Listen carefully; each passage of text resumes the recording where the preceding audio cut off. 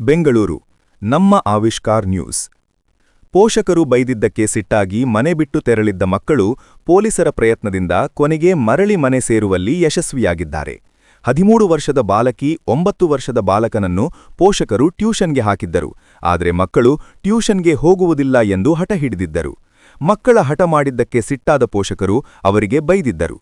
ಪೋಷಕರು ಬೈದಿದ್ದಕ್ಕೆ ನೊಂದು ಫೆಬ್ರವರಿ 1ರ ಮಧ್ಯಾಹ್ನ 3 ಗಂಟೆಗೆ ಮಾರತ್ಹಳ್ಳಿಯ ಅಶ್ವತ್ಥನಗರದಿಂದ ಅಕ್ಕ ಮತ್ತು ತಮ್ಮ ಮನೆ ಬಿಟ್ಟು ತೆರಳಿದ್ದಾರೆ.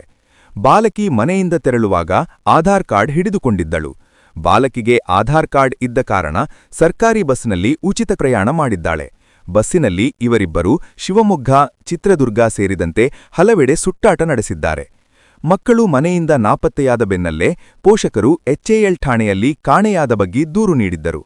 ತಕ್ಷಣ ಅಲರ್ಟ್ ಆದ ಎಚ್ಎಎಲ್ ಪೊಲೀಸರು ಮಂಗಳೂರು ಸೇರಿದಂತೆ ರಾಜ್ಯಾದ್ಯಂತ ಪೊಲೀಸ್ ಠಾಣೆಗೆ ಮಾಹಿತಿ ನೀಡಿದ್ದರು. ಅಷ್ಟೇ ಅಲ್ಲದೆ ಸಾಮಾಜಿಕ ಜಾಲತಾಣದಲ್ಲಿಯೂ ಮಾಹಿತಿ ಹಂಚಿಕೊಂಡಿದ್ದರು. ಫೋಟೋ ನೋಡಿ ಸಾರ್ವಜನಿಕರು ಚಿತ್ರದುರ್ಗದಲ್ಲಿ ಮಕ್ಕಳು ಇರುವ ಬಗ್ಗೆ ಪೊಲೀಸರಿಗೆ ಮಾಹಿತಿ ನೀಡಿದ್ದಾರೆ.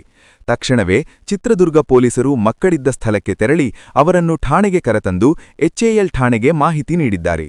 ಎಚ್ಎಎಲ್ ಪೊಲೀಸರು ಮಕ್ಕಳನ್ನು ಈಗ ಪೋಷಕರಿಗೆ ಒಪ್ಪಿಸುವಲ್ಲಿ ಯಶಸ್ವಿಯಾಗಿದ್ದಾರೆ.